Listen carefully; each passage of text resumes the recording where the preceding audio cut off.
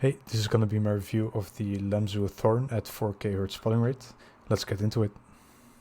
So the tech specs for the mouse are 52 grams weight, 119 by 65 by 42 millimeters dimensions. It has a 3395 sensor. It is 4K Hz compatible. It has a TTC silver encoder for the scroll wheel. Optical switches for the main clicks. It costs $92 on the Lamzu site and about €100 on Max Gaming without the dongle. The 4K Hz dongle, which I have here, is an extra €17 on Max Gaming. This mouse has a smaller ergonomic shape. It's much shorter than the Death Adder V3 Pro and a little bit smaller than the Zowie EC2. The Lamzu Thorn is much different in its ergonomic shape compared to those other mice, because the hump towards the back does not slope down as quickly. Wait, let me show you. As quickly as compared to the Death Adder V3 and EC2. I'll put a picture up on screen right now. And the fact that it doesn't slope down as quickly makes it better for claw grip. Because when using the Death Adder, for example, I had a small issue where my ring finger would sit over the edge here on the front of the mouse, and the Death Adder had a sharp edge there, so it would be quite annoying for me to use. But I do not have that issue with the Lamzu Thorn, since the hump is more favorable, like I said. So despite the Thorn being much shorter than the Death Adder, the finger placement on the right side of the mouse is much better for me due to the hump, and overall it feels like a better shape for claw grip than the Death Adder, in my opinion. Compared to MBI mice, Ergo mice lock my wrist in more, which makes it that I cannot really wrist aim as much, and it requires more arm aiming, which on the one hand it doesn't feel the best, since I can't play as freely as I would be able to with a MBI mouse like the X2 or the Lamzu Atlantis.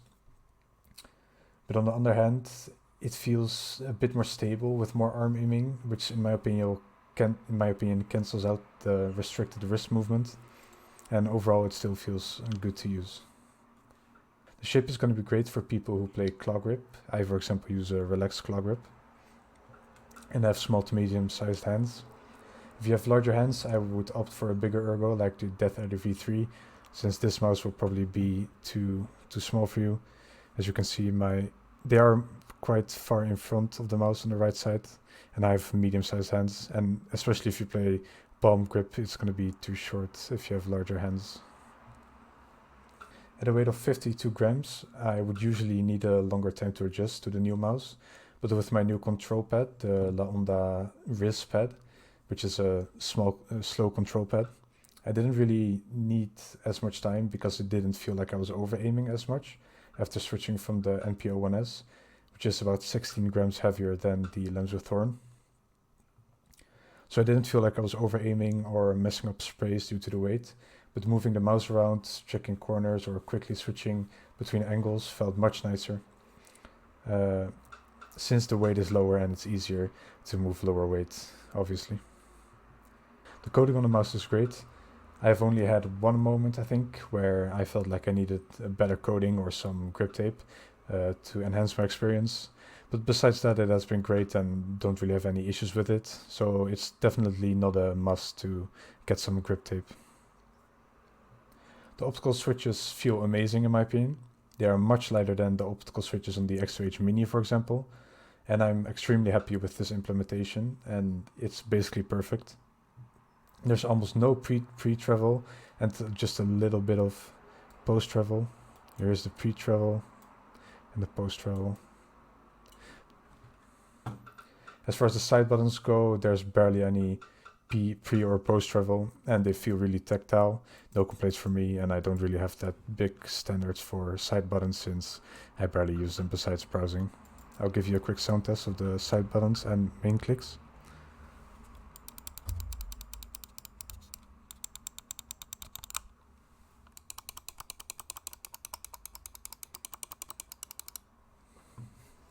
The one issue I have with the left click is that sometimes it would get stuck on the bottom here after pressing down harder when I spray, for example. It has happened a couple times, but it doesn't happen frequently, and when I try to force it to happen, it I can't recreate it, so I don't know what the issue is. I don't know if this is a frequent issue happening on other copies as well, or if it's just my unit, and that I just have to ask support what I can do about it. The scroll wheel has well-defined steps. I would personally like a bit of a lighter scroll wheel than this, which would be better for scroll jumping and regular browsing. But it's not that heavy as it's not as heavy as a Zowie scroll wheel, for example.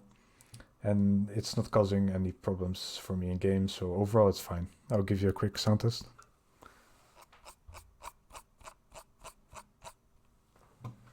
The default mouse feet are great.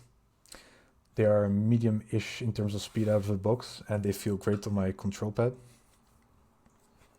It definitely is not necessary to get third-party skates out of the box when you get this mouse, but down the line after heavy use it would obviously be smart to get some replacement skates. Or if you want extremely quick skates, I can probably recommend you getting something else like Corepad air skates, I think they're called, which are much quicker. The mouse has a 3395 sensor, as I said, which felt fine for me. I had no issues regarding the sensor whatsoever. I am using the mouse at 4K Hz with the special dongle.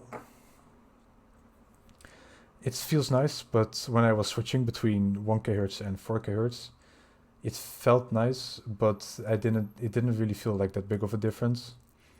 It might be a bit of a placebo at play that 4K Hz feels better than 1K Hz. It wasn't that big of a deal to me, in my opinion. The dongle costs an extra 17 euros on Max Gaming.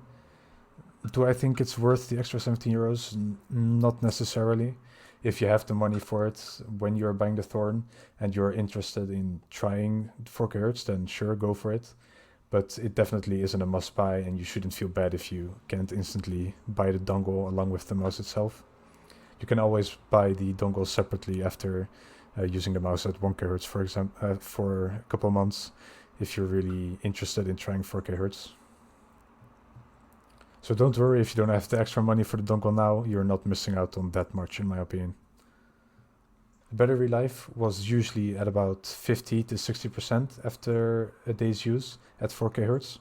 So with some basic calculations, that should be about 20 hours at 4K Hz battery life. So make sure to charge your mouse overnight when you go to bed, if you're using the mouse at 4K Hz continuously. Otherwise you might run out if you have a spontaneous longer gaming day the next day. I am extremely happy with the mouse, besides the small issue that I said about the left click. I do not have any big complaints, and using the mouse feels great. I will continue using this mouse as my main for the foreseeable future, but I will probably contact support to see what the issue is with the left click button, and maybe I can get a replacement or there's some way to fix it. So if you have small to medium sized hands and you play with palm or claw grip, I can definitely recommend this mouse. I think it's worth the 100 euros on Max Gaming, and while I think that it's not a must, the 4K Hz dongle is a nice little addition if you have the extra budget for it. So that was my review of the Lamzu Thorn at 4K Hz. Let me know what you thought. Are you going to buy this mouse? Do you have any questions? Let me know. Leave a like if you liked the video, and I'll see you next review. Later.